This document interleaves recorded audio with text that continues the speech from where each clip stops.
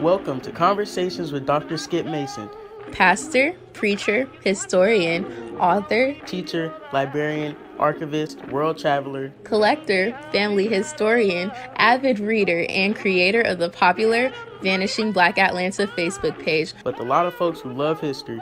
Most importantly, he's our dad, who loves his family and who taught us the importance of our history and having important conversations. Join him now for this episode of Conversations with Dr. Skip.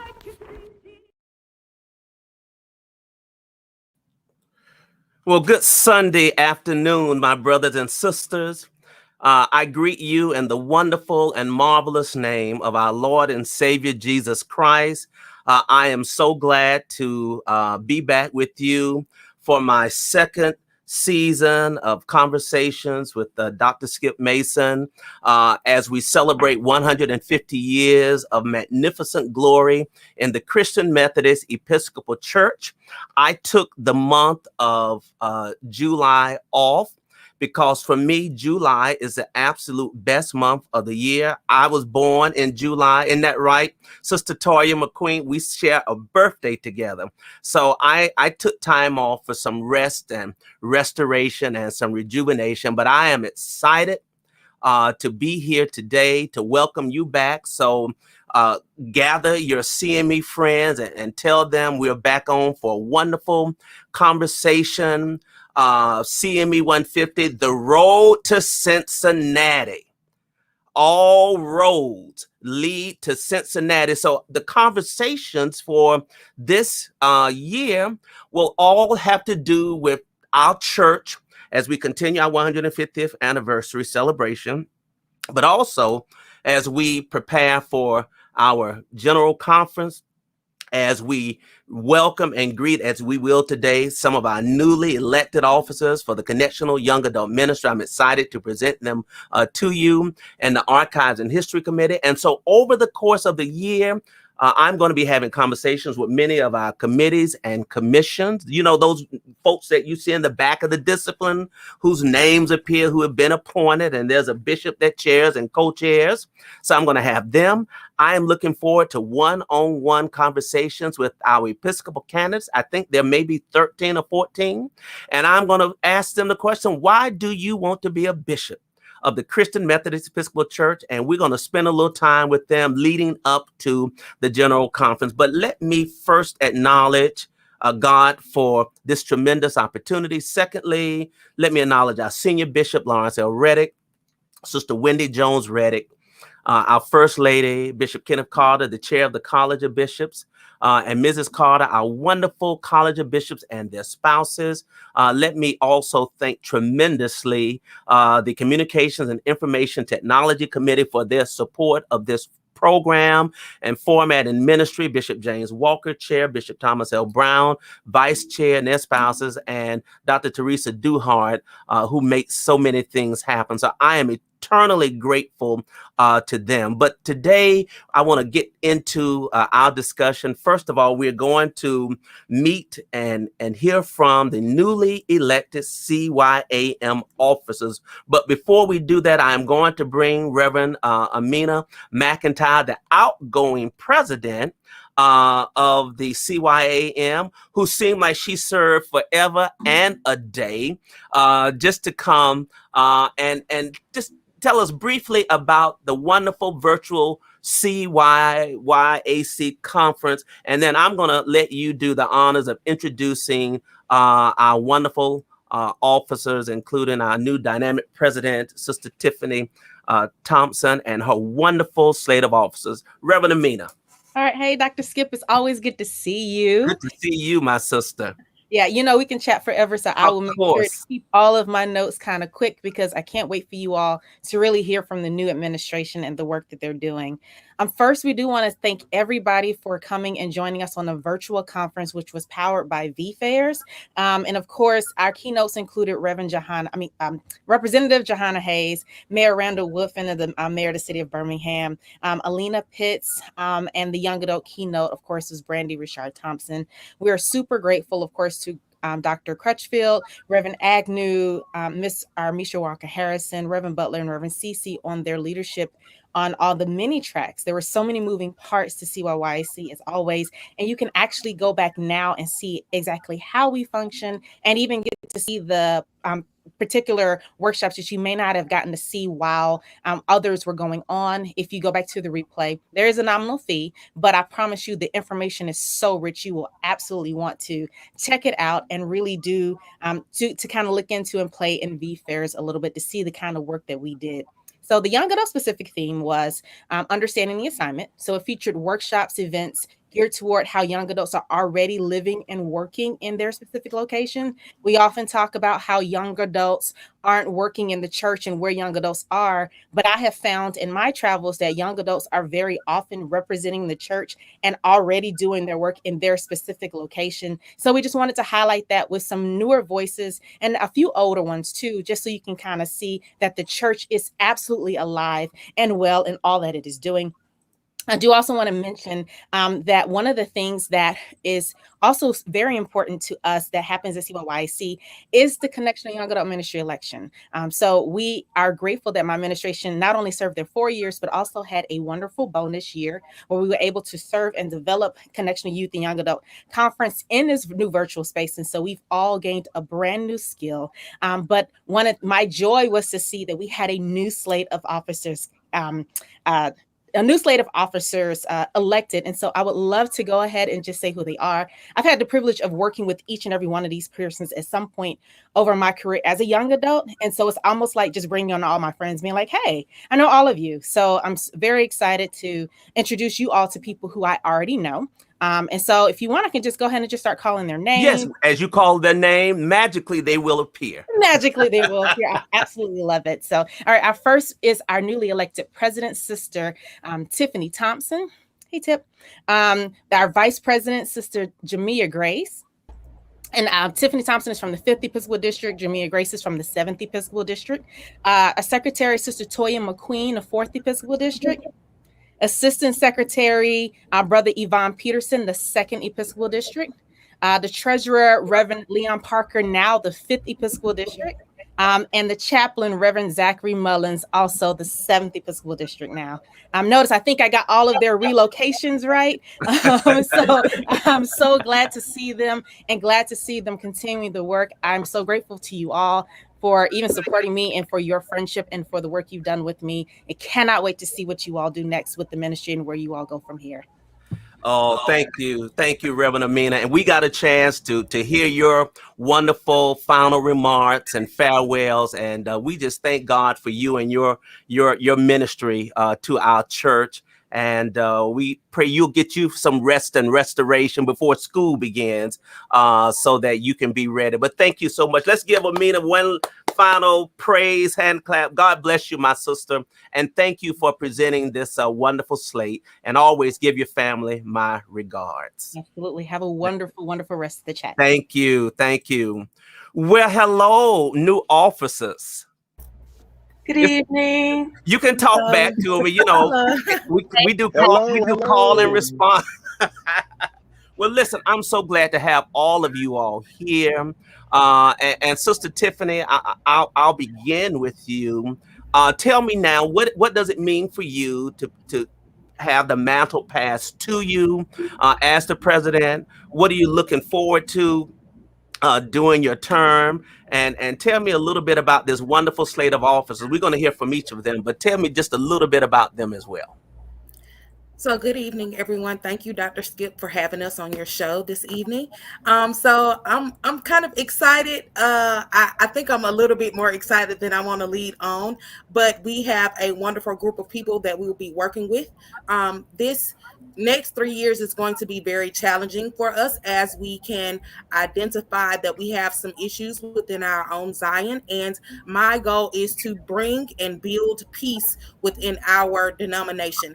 And as we move forward with making sure that we create policies, we do educational forums, we communicate effectively and efficiently, we make sure that we are active and engaged, and that we build a connection that our church is missing. So as I have a great cast of people who support me through this endeavor, our very own Miss Jamia Grace has served on our previous administration, and also our secretary, Miss Toya McQueen, who has served on our previous administration. So we will continue to build on the legacy that Reverend Amina has set forth for us. And I know that, you know, when we do things a little bit outside of the box, we may get some eyes turned to us, but just understand that we have a great vision for our church. And I know that the work ahead, we will be more than proud and willing to do. So. Awesome. Well, we're excited. Congratulations to you. So I'm just going to put this question out, and you, any one of you can respond. So what are some of the issues as we are on the road to where?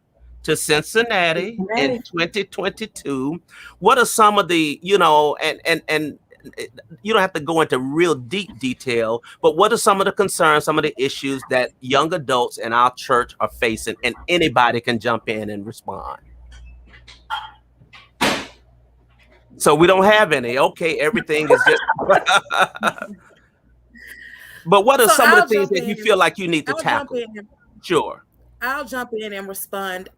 Over the last month or so, there has been something that I don't think our church can turn a blind eye to, which we have a numerous amount of young adult pastors either stepping down from their assignments as pastors or leaving our church. And those are things that we cannot afford to do. And to build those relationships, we have to make sure that we connect and understand why we have to listen to one another for the mutual upbuilding. It's not our church, it's not the leadership's church.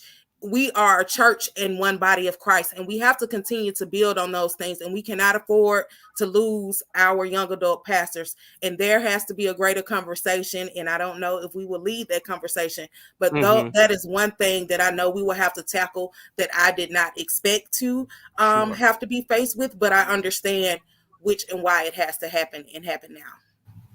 Sister Jamia, what are you looking forward to over the next? It's a 4-year term, correct?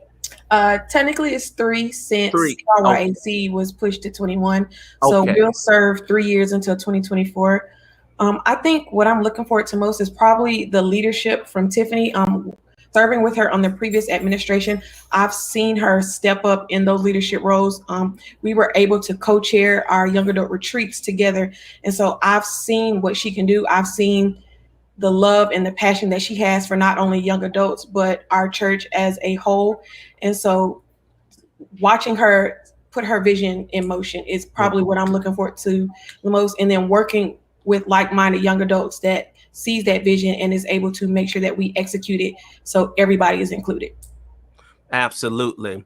Sister Toya, you're quite a seasoned officer. What are you looking forward to? And are there any concerns that you see out in the atmosphere moving forward? Yes, sir. So first, I would like to say that definitely July is a very awesome month. I mean, very awesome. But definitely, as previously stated, being able to get in and make an impact for a different generation, because of course the young adult needs do not look the same as they did 4 years ago, 2 years ago, 15 years ago. So being able to work with like-minded individuals and being led by President Tiffanie Thompson is something that I am very much excited about, and just really being able to get in and make a difference for sure. And as Tiffanie stated previously, one of my greatest concerns that I have or see is the young adult pastors and being able to, you know, reach back and retain those. And we don't need to lose any more, and we definitely don't need to lose any young adults in general. Very good. Very good. Brother Peterson, you're a newly elected officer. And congratulations. Tell us, what are you looking forward to? Did I lose him? Okay, we'll bring him back. Brother Zach or Brother Leon? Hey, come on, Brother Zach. Yes, sir, Dr. Mason. Oh, hey. No, I yield to the pastor, Phillips. got these old young preachers on as a part of your group, you know, Zach and Leon. And so, Pastor Zach, you began a new tenure as pastor, and you're an officer now. And so what are you hoping to do and accomplish with this wonderful cadre of officers as a member of the Connectional Young Adult Ministry? Well, let me first thank you for having us on this evening. And I'm excited to be working with these persons. All of them are gifted with awesome vision and expertise that I know is going to help propel the church forward.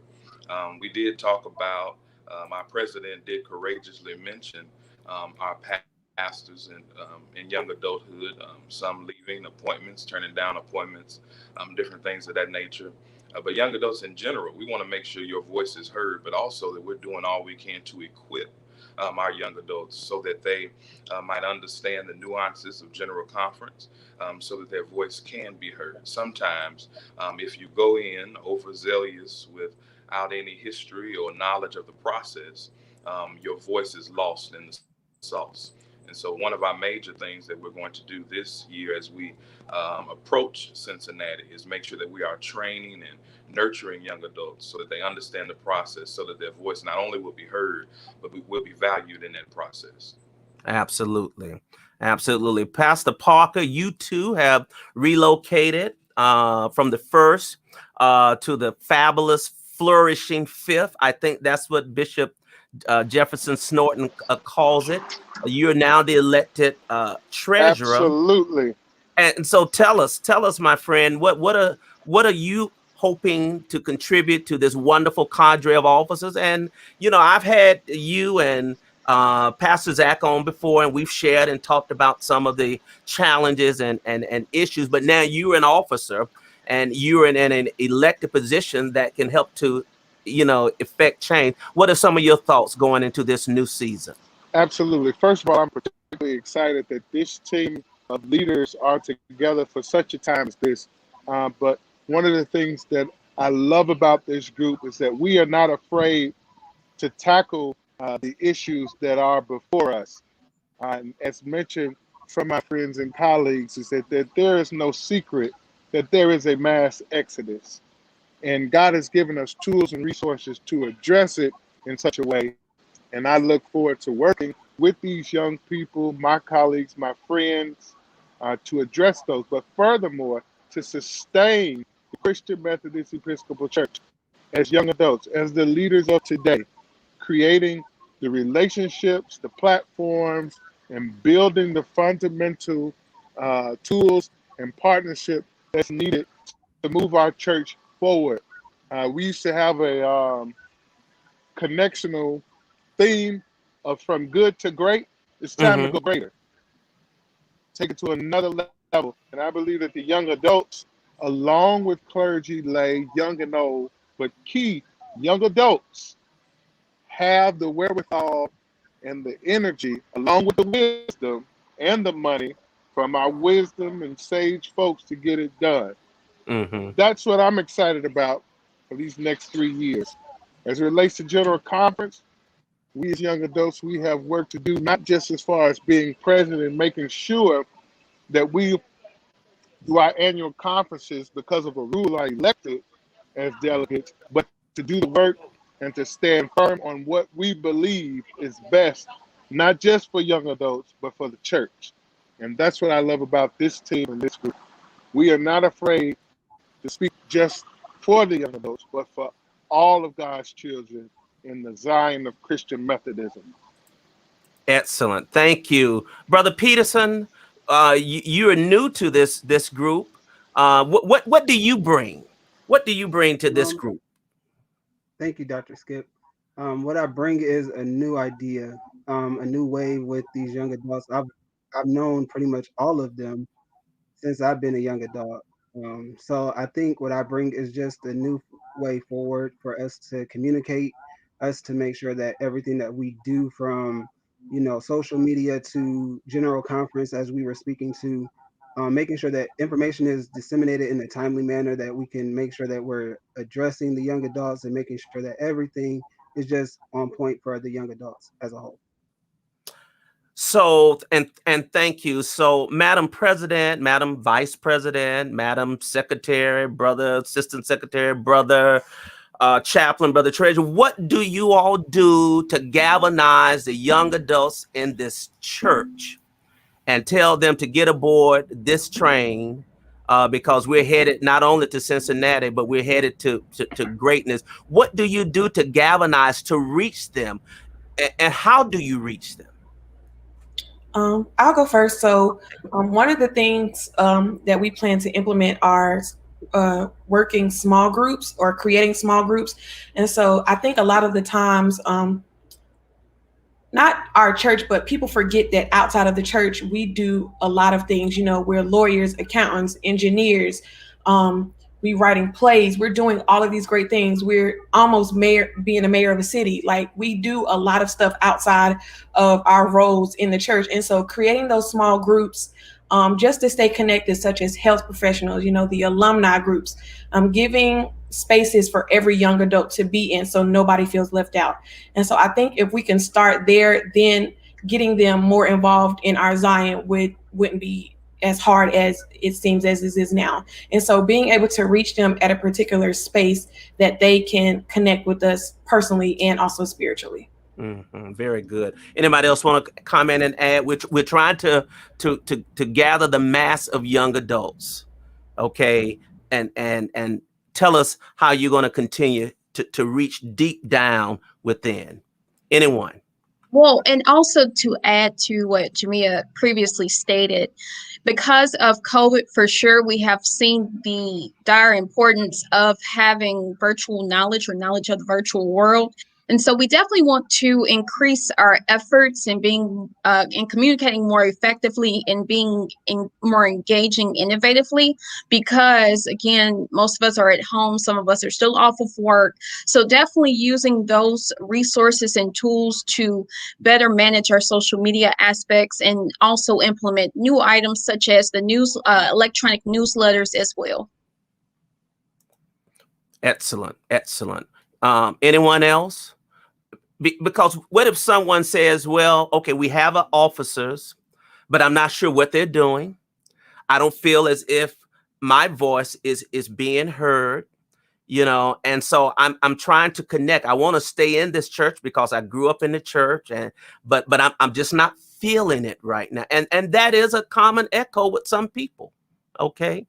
And so, you know, it's a heavy a burden to bear, Madam President, you know, but you've been elected, and, you know, you got to lead the troops, because the future, and we're not surprised or shocked, the future of this church lies with those within your age demographic. Okay. Now, let me ask this question. Are all of you, well, with except of the pastors, were any of you elected lay delegates? Or pastors, were any of you elected delegates to the General Conference? Let me just put it out there. So, Dr. Oh, yes. Thank God that I was elected. Okay. Go ahead, Reverend Parker. All right. I was just thanking God that I was elected as a clergy person. But I'm also excited that our discipline gives room for young adults to intentionally be elected. And so yes, as a clergy person in full connection, but also a young adult, I'm glad that I've had that opportunity to be elected by my conference to serve at the General Conference. Mm-hmm. So, Dr. Skip, I know that I'm speaking somewhat on behalf of Toya and I, but we are elected as young adult delegates. Most of all, we're lay delegates who are leading our delegations to Cincinnati. So when we say we're coming to Cincinnati, we are coming and leading to Cincinnati. Excellent. Excellent. Very good. Very good. So what's next for the Connectional Young Adult? What can we look forward to in the next couple of months as it relates to something that you have planned, as it relates to any activity or event? How can the young adults who may be watching or who may watch later reach you? Do you have a website? What's the best way to get connected? We know through the church, but how can they reach the national leadership? So Toya, do you want to speak to that? So we do in fact have a website. It is www.thecYAM.net. And also we are located on social media, as I said before. We have one like page and one group on Facebook. The group is the CYAM, and also the like page is the Connectional Young Adult Ministry. You can also find us on Instagram and Twitter at CYAM_CME. And also we have social media pages, so you can also contact us there under our actual names, I believe, for the most part.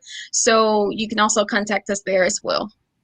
Excellent. And Dr. Skip, I'll add one last thing. So if you all will, we are working on our 3-year strategic plan as we are planning for our executive retreat in September. However, if you all would stay tuned for some tidbits, we will be doing a presentation at the Unity Summit. I see that you are scrolling the registration information across the bottom. So if you want to tune into what the young adults are doing next, make sure that you see us at the Unity Summit. And then you will also see some bigger things coming out over the next couple of months. So just stay tuned and continue to pray for us. Excellent, excellent. So let me ask this question as my closing question. There are about 13 candidates running for bishop. Okay, running for offering themselves for Episcopal leadership. As members and officers of the CYAM, what do you say to them? Okay. What do you say to the ones who are seeking not only your support, but what do you offer to them by ways of making sure that the issues and concerns of young adults in our church are at the top or near the top of their list? I want everybody to chime in. Brother Peterson, what do you say to the Episcopal candidates? I think I would say to them to make sure that you keep us first. Because, they say that the young adults are the church of tomorrow, but yet we are the church of today. So I think if you keep us first and keep us in your prayers and that we keep you in ours, that as you go to offer yourself as a candidate for the bishop, we hope that you keep us first as we have kept you first in our prayers, as we always do. And I wanted to go back to one of your questions for the delegation or General Conference. I will be representing the 2nd Episcopal District as the young adult lay delegate. Excellent. Very good. Pastor Zach, what do you say to the candidates?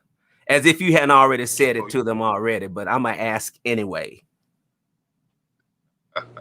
You can always depend on Dr. Skip Mason to ask questions you may not want to answer. But I will say this, as if you're running for bishop in the life of the church, be prepared to lead and to pastor the whole church. No one should be left behind. No one should be forgotten. A healthy church is a church that involves all generations. A healthy church is a church that values all voices. And a healthy church is a church that taps into all gifts. And if you are running for bishop and you do that, the church will thrive, and all entities and generations within the church will thrive as well. Excellent. Amen. Pastor Parker? Yes, I would totally agree with Pastor Zach, but I would also add to that for those who will be running and those who are running, to be like Jesse Jackson when he ran for president. He mentioned in a speech that he wanted to go out where the big ships were. And if we're going to be vibrant and continue to thrive as a denomination, we have got to be top down, bottom up, however you look at it, willing to go out where the big ships are, willing to try new and effective things as it relates to administration, ministry, and really nurturing and pushing our church as a whole. I think if we do that, and trust in God, the sky's the limit for our Zion. Amen. Sister Toya and then Sister Jamia, and Madam President, I'll give you the last word. So definitely in full agreement with what has been previously stated. And I just wanted to add is that with your campaign team and whomever you may choose to include in your administration, please make sure that it looks very inclusive and very intergenerational. Please do not forget the young adults. We have gifts and talents as well that could possibly help you to be elected. So please do not forget about us, and even including the youth as well. But please do not forget about us, because as you said, and we've previously stated before in this conversation, we are the church of today, and the church depends on us. Amen. Sister Jamia. Well, of course, I agree with everybody said, but I think a big thing is you have to be comfortable being uncomfortable, and be okay with having those uncomfortable conversations, because we've been having these same conversations for a couple of years now. And so what are you going to do differently that our conversations don't just remain conversations? And so you have to just be willing to be uncomfortable and have those uncomfortable conversations. Amen. Thank you. Last word, Madam President. So again, thank you, Dr. Skip. But I just wanted to say that when you want to create peace within your own house, you do some things and make some sacrifices, in which brings you to a place where you can have some resolve and you can go to sleep at night. So at the time that we are presently within our church as a candidate, make sure that you are a people's candidate, as Reverend Mullins mentioned. You cannot be a candidate that has an I vision. You have to have a we and a together vision. As we say, include us.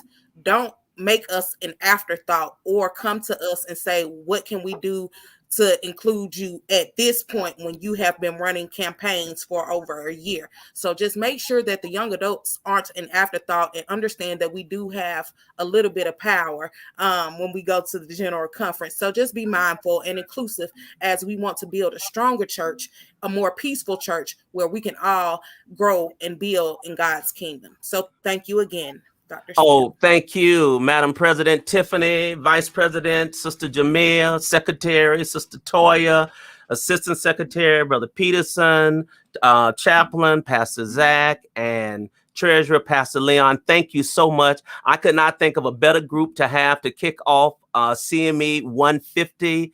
Did I tell you we are on the road to Cincinnati 2022? You all are always welcome back, and anytime you want to come, there's some issues, not necessarily issues, but something you want to discuss that you want to get out into the general population. Let me know, and you know that you are welcome. God bless each of you, and I pray God's grace and blessings on your administration. And good Lord willing, I look forward to seeing you in Cincinnati in 2022. God bless you all. Thank you so much. Thank you, Dr. Mason. Thank you. Thank you. Thank you, Dr. Mason. Well, our church is in absolutely excellent hands with this slate of officers. We are so grateful to them, to have them. And now it gives me pleasure to bring my next guest up, who are absolutely not young adults anymore. They used to be. But they are statesmen in the church. Let me present to you our senior bishop, Lawrence L. Reddick III. Let me present to you our church historian, Dr. Raymond Sommerville.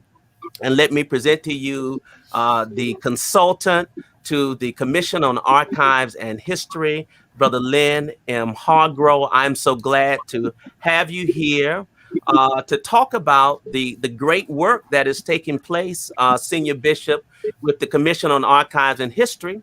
Among the many hats that you wear as a Senior Bishop and presiding over the 8th Episcopal District, you also chair the Commission on Archives and History. Would you tell us, before we get into that, a little bit about this commission and what is the work and charge of the commission? Dr. Mason and viewers, this Commission on Archives and History has the role of working to preserve the history, the documents, the artifacts, the items that will help the Christian Methodist Episcopal Church keep track and emphasize what it has historically been. This is a commission of people such as yourself who have an interest in being able to document who we are, what our track in the world has been. And that's what we do as a commission that is required to report to each general conference what this commission believes should be considered by the general conference for action. Thank you, Senior Bishop. And how is the committee comprised? Just for somebody who may not know, how appointments are made, would you just share a little bit about how members are selected, please? Most of our commissions are 9 people. Oh, no, excuse me, 11 people. And that is, they represent each Episcopal district, and they are appointed by each member of the College of Bishops. Generally, the bishops come together after the General Conference, and in our first official meeting, which is generally that September or Unity Summit time after the General Conference, we try to put the memberships to every commission. This is one of those. And as far as I know, each bishop tries to balance in his or her Episcopal district those persons who represent their various regions and those persons who represent both clergy and laity, young and old, on those commissions. Thank you. Thank you very much. Dr. Sommerville, you are a church historian, and you have been working on a new book on the CME Church. Tell us a little bit about your work, how that is going, and some of the things that we can look forward to when that book is finished. Unmute yourself. Oh, did I mute you? Unmute yourself, please. Yeah. Thank you, Dr. Skip, my colleague. Welcome back. I hope you have had a restful and restored time off. Thank you. Yes, I've been working on this project for a number of years now, and had some unfortunate disruptions during the pandemic that put me a little off schedule, but back on track. I was very interested to hear the young adults talk about a crisis that they are observing, and that is the exodus of young adult pastors and even young adults in the church. I think one of the values of history is that we can take questions, concerns like that, and put it in some kind of larger historical perspective. And for example, to understand that this isn't just a current crisis, although we are experiencing it now, but one of the questions that I am, pursuing in this new history covering 150 years is, how changes and migrations have taken place, not only geographically, but theologically, ministerially, and in the mission of our church. And so I think that particular question about exodus of ministers is a long-standing question. This is not the first time we have lost or had ministers drawn away from our church for whatever reasons, but it's a present current issue that demands some real critical historical input, as well as critical reflection about what do we do? How do we respond to this crisis and other crises? And so my book that I'm working on is the thematics. The theme is going to be migrations throughout our history, 150 years plus history, migrations from Africa as enslaved people who were converted to slave missions, and then picking up the story of migrations throughout the South as we became a fledgling denomination under the patronage of the white Methodist Episcopal Church South, and how all of those plural migrations began to take place that led us out of the South into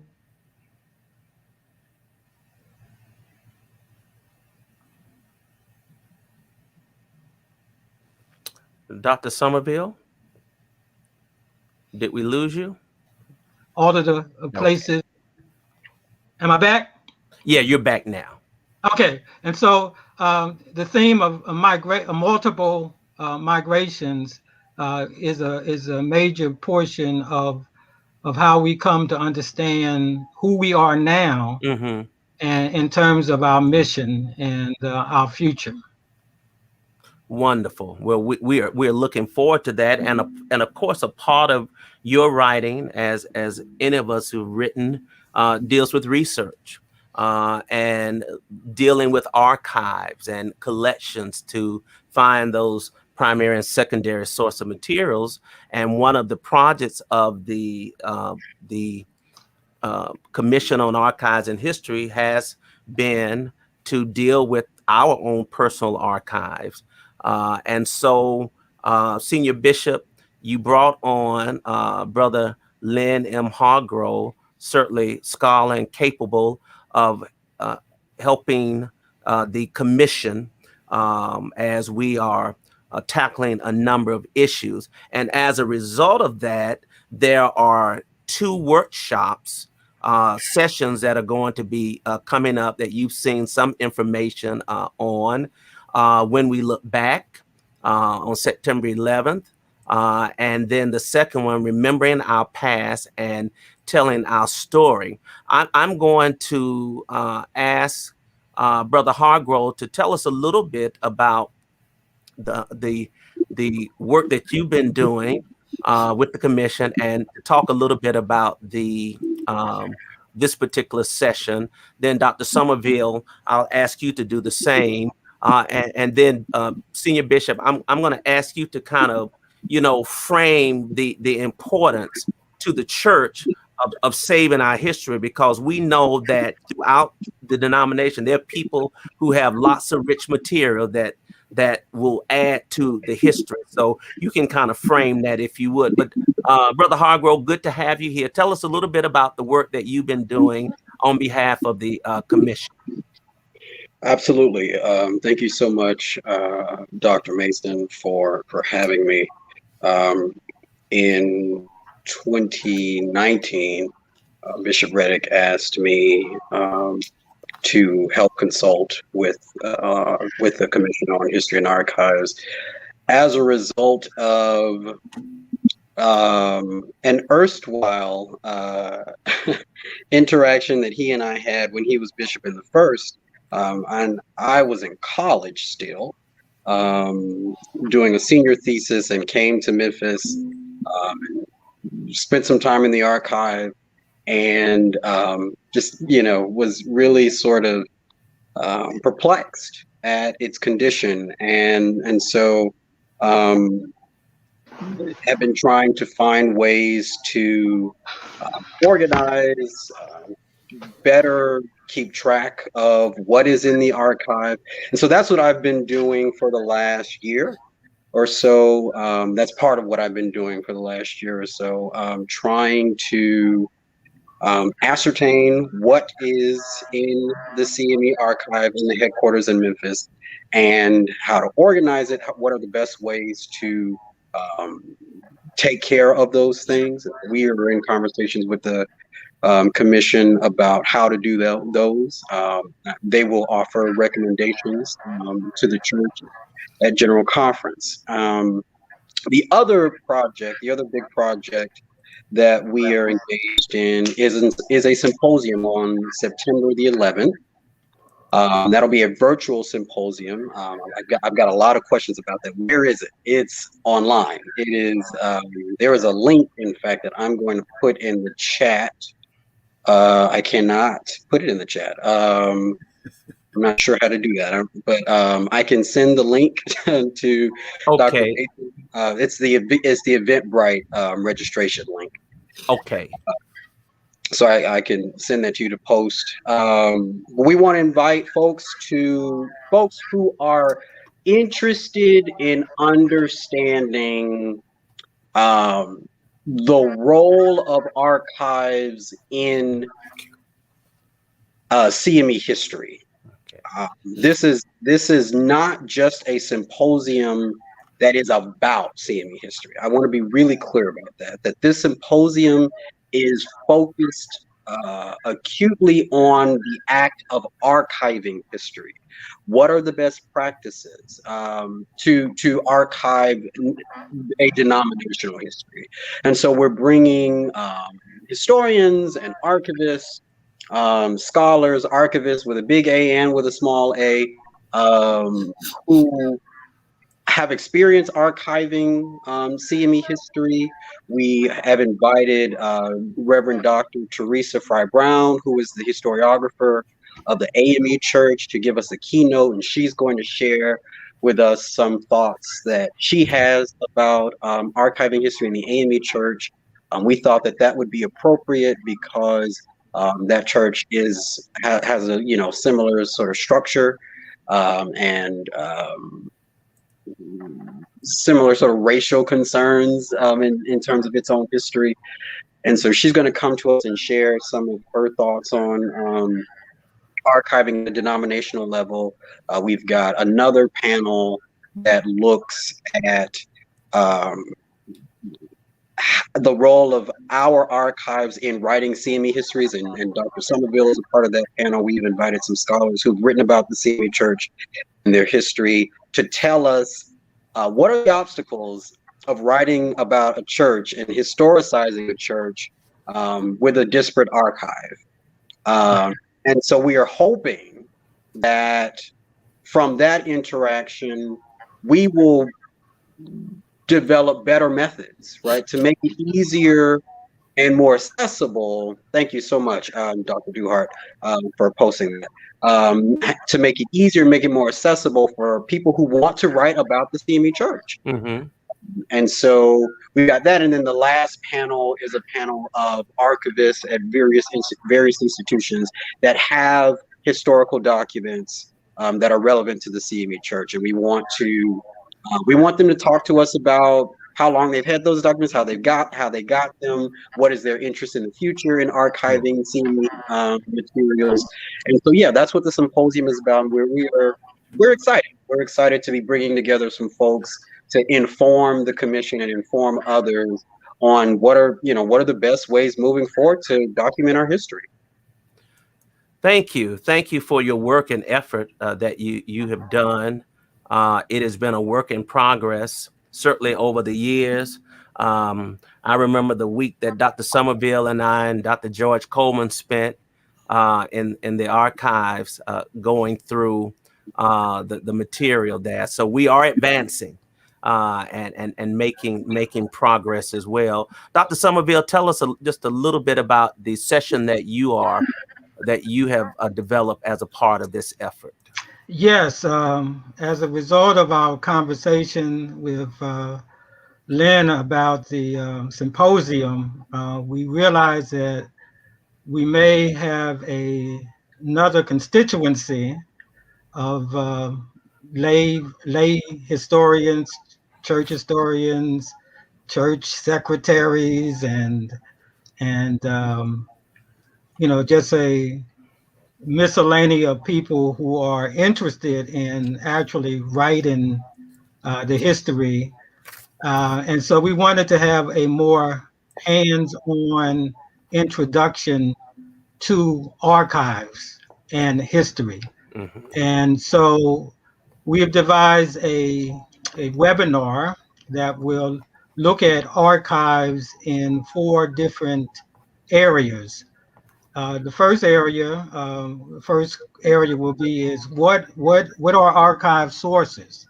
How do we identify archive? What are we looking for when we talk about sources for writing our story or our stories? And many of these sources are tucked away maybe in attics and church basements, and we don't really recognize their value. So the first presentation will be led by our consultant, Lynn Hargrove, and he will be helping us to identify what are appropriate or good sources for doing historical research and writing, as well as archival collection. The second presentation will be led by Jermaine Marshall, Dr. Jermaine Marshall, and who's a historian and as well, and pastor. He will be, I'm sorry, the second, let me backtrack. The second presentation will be led by you, Dr. Skip, on how to do archival collections in whatever spaces that we have designed at our local and regional and annual conference levels. So what would be the optimal amount of space and environments to house and to collect the materials that Brother Hargrove mentions in his presentation. How do we actually go about safely archiving materials for posterity, for long-term usage, and so that scholars and researchers and historians can tap into the use of those archives. And so in your presentation, you will be talking about a range of issues about materials, space, climate control, so forth, on how to best store and preserve materials. And then in our third presentation, Dr. Jermaine Marshall will talk about, well, now that we have some sources that we have identified that will be useful, and we have a safe, reliable place to store them, how do we begin to use those archives, those collections, images, pictures, memoirs, and any number of sources? How do we begin to take them and to create documents, materials that can be circulated and used to tell our story in creative and credible ways? And so he will give us some examples of how throughout our connection, various local and annual conferences and other individuals have created any number of creations, documents that tell our story in some very exciting ways. Yeah. And then finally, the final presentation will be by Reverend Cynthia Johnson, who is the granddaughter of Bishop Joseph Johnson and the founder and the director of the Bishop Johnson Project at Vanderbilt University, where she's creating an archive of Bishop Johnson's writings and materials and artifacts. And so she will help us look at how do you create an archive, in this case, associated with a major institution, and what kinds of materials will be included in that archive that will be of use to CME's scholars and theologians, as well as historians. And so these will be the 4 presentations that will be given, and hopefully the goal is that we might also digitize and publish these proceedings so that we can put it in the hands of church librarians and church historians as a guide for them as they are collecting and preserving their archives and using those archives to create various histories. Well, this is exciting. Senior Bishop, sort of sum all of this up. What does this mean for the church as both the chair of the Commission on Archives and History, but also as one who is a collector, of our church history? You have a personal interest in it. Would you sum it up? What does this mean for the church?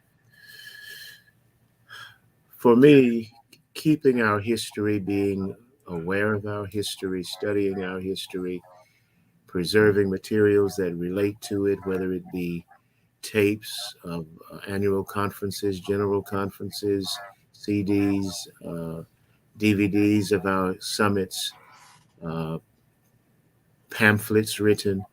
For me, it means that we are in touch with who we have been and are as a people, and we can see challenges to our growth in the whole process of how old we are. When I, for example, read the sermons of Bishop Robert S. Williams, long before there was any thought of our preachers going to seminaries, they challenge those of us who are preaching today, having gotten degrees, in my opinion. When I think about one of the issues we debate over, it seems forever we talk about whether we need a department of evangelism, because the question is raised, what does evangelism have to do with the connectional picture, or how does the connection affect evangelism?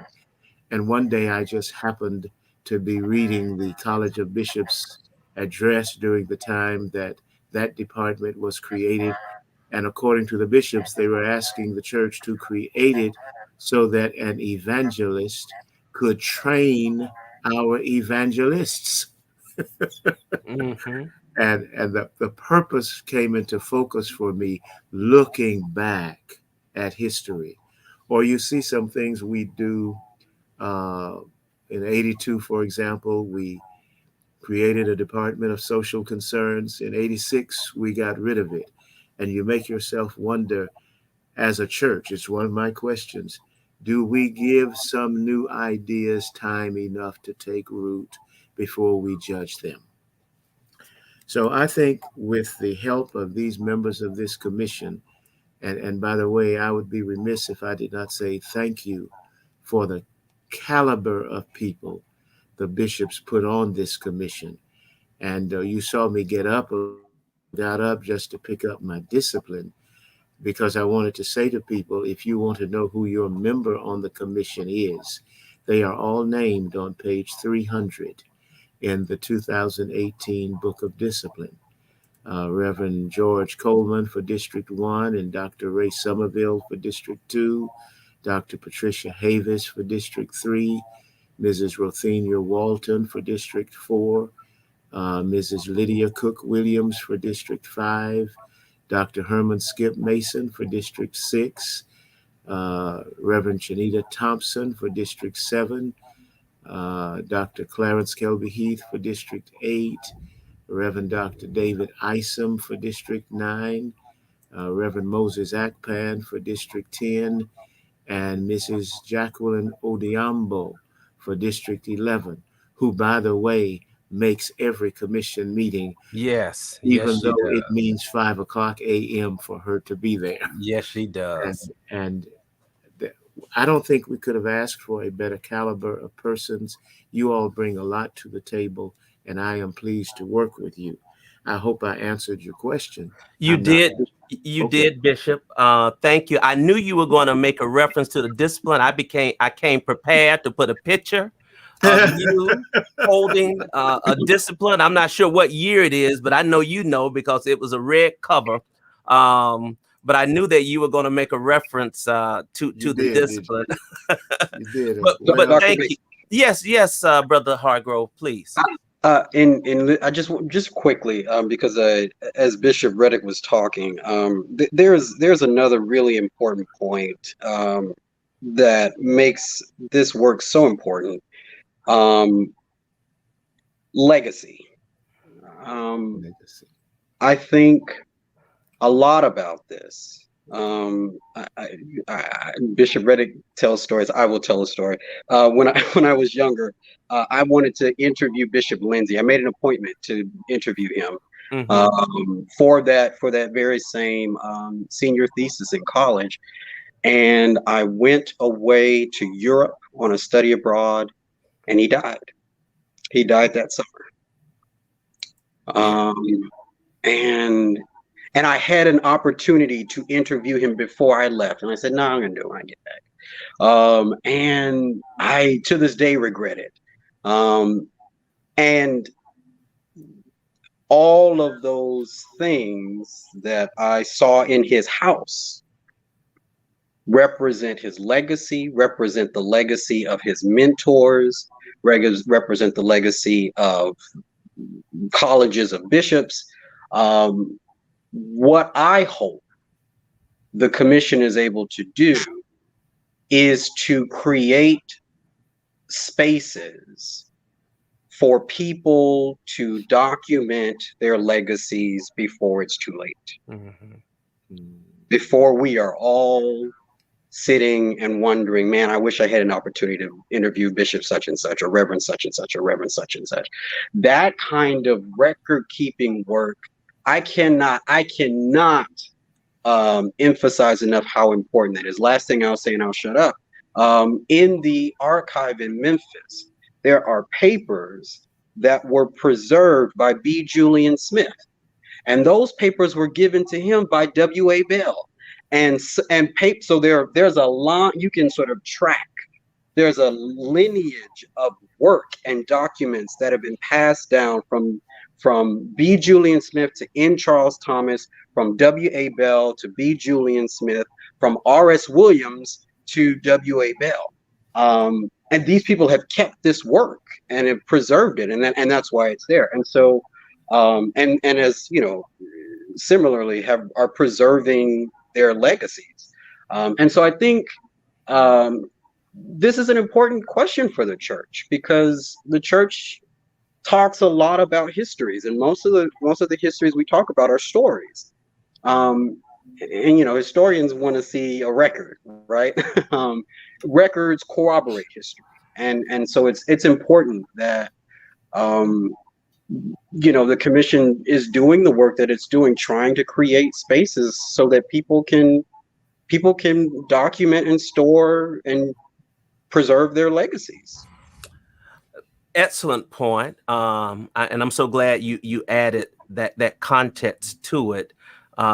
It is important that we document our legacy and the legacy of this church and those who've helped to make the church what it is. And Cincinnati is a great place because of the historical significance and importance of Cincinnati as a site for the Underground Railroad. It just adds to the backdrop of what we're trying to do. We're excited also that the commission will be overseeing and wonderful a project at the General Conference with a display and exhibition allowing each Episcopal district to come and to exhibit their history. Bishop Othel Lakey presented this idea to the commission and to the College of Bishops. It has been supported. We are looking forward to creating this space and this room where each of the Episcopal districts will have some display of some of the historical documents. It may be banners, photos, however each district plans to do that. And we'll talk about that, and perhaps we'll have a segment going forward on preparations for that.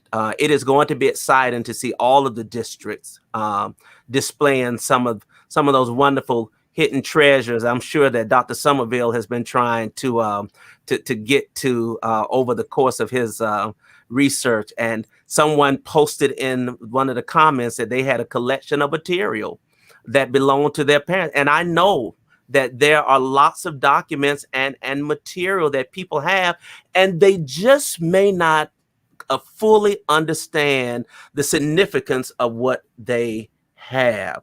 I remember Cheryl Averett, Elder Averett's daughter, gave me the conference minutes used to be kept in these huge books, and somebody would handwrite. And so she gave that to me, and it was the first, it recorded the first conferences of Bishop Cole when he presided over the 6th Episcopal district. And so those things, just as a matter of fact, there are perhaps lots of those still around. I went through the book. I was just amazed, and somebody meticulously hand wrote the minutes, and covered each section. And it's just a wonderful document that we have. So closing thoughts, before we conclude. This is exciting and important. Dr. Sommerville, Brother Hargrove, Senior Bishop Reddick, any closing thoughts before we close out? I'll yield to them first. Okay. Unmute yourself, Dr. Sommerville. What I didn't mention in my comments about the workshop is that we had envisioned having some exhibits from, local churches on what they have already done to preserve and to write their history. Some churches, most churches have a local church history that they put in the church anniversary program, but surprisingly, not all churches have that. Some churches have just an oral recording or oral statement of the church's history every year, and we can understand how precarious that is if that oral tradition isn't passed down.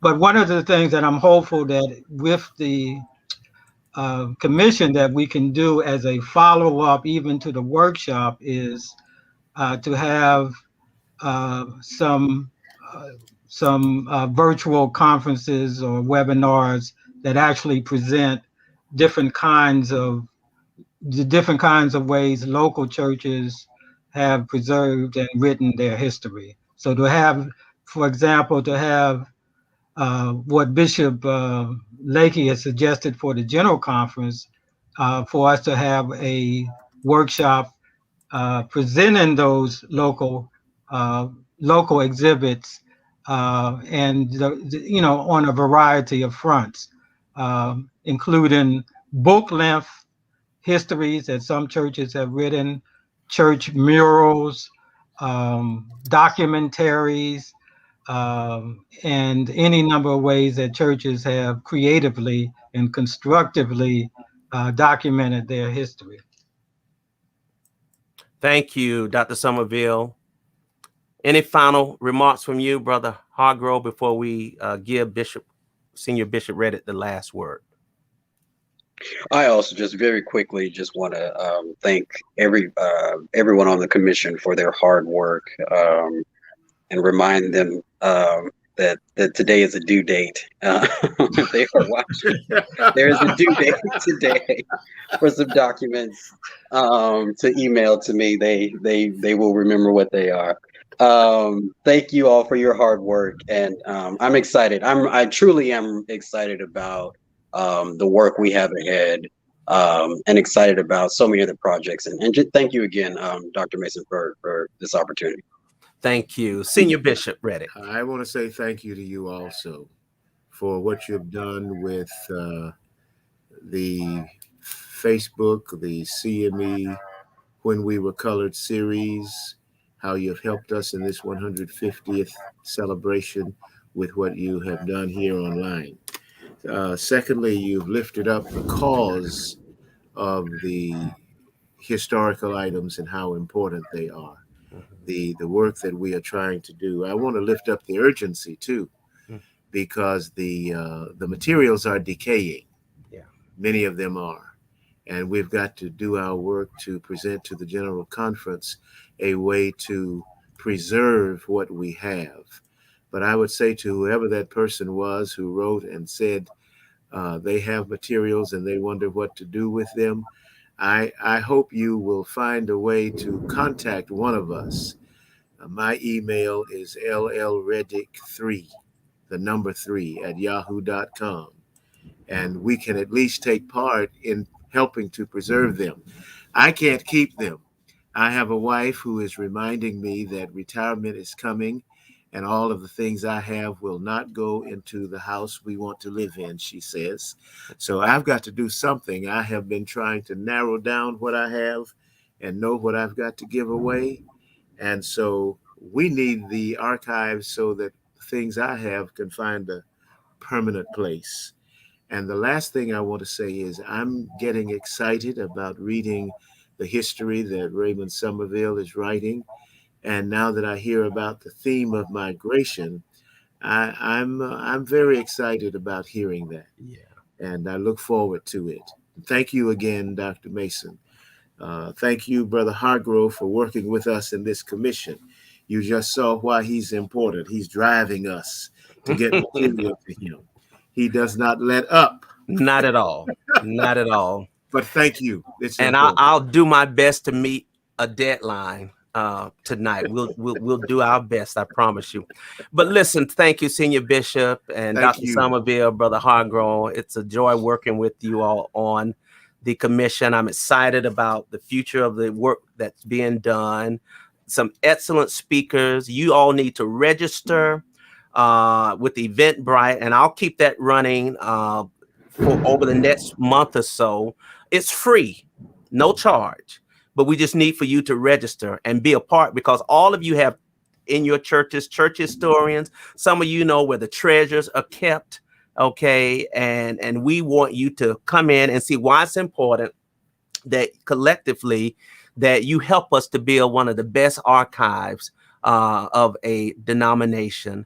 And we are encouraged that we'll be able to do that. So we'll continue to do that. As I transition on next Sunday, we're going to have some of the leadership team for the Unity Summit to come and to give us a little bit about that event coming up. We're excited. Bishop Reddick, of course, Senior Bishop Reddick is a part of that, but I'm not going to risk asking him back. But he is very much an integral part of the leadership for the Unity Summit, and they'll be here. And then we're also going to have Bishop Henry M. Williamson, who conducted his final annual conferences as a sitting bishop, and what he called the Victory Tour. Now, the last Victory Tour I went to must have been 1982 at the Omni, and it was the Jackson 5 concert with Michael Jackson. So I need to find out from Bishop Williamson about his Victory Tour. So I look forward to sitting with him and hearing about his last and his feelings and thoughts as he was conducting his final annual conferences. Senior Bishop, have you completed annual conferences? As of last night. One. As of last night. I thought it was close and I was worried, but I said, well, he did consent to be on. So maybe annual conferences are over. But we thank you all. And I just want to remind you to register for the Unity Summit. Let me be obedient and follow instructions. The Unity Summit, go to the CME Church website. And these are just a few pictures of some of the annual conferences that our bishops have led that we want to share with you as we are now in our new season.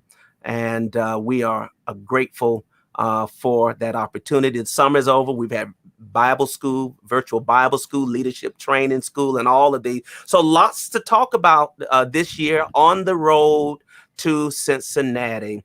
Thank you all. And we're going to close out with a portion of a hymn being lifted from one of the recent annual conferences under the leadership of Bishop James B. Walker. go in love and go in peace, and good Lord willing, I look forward to seeing you all on next Sunday at 5 o'clock Eastern Standard Time for another conversation. Thank you. Near the cross,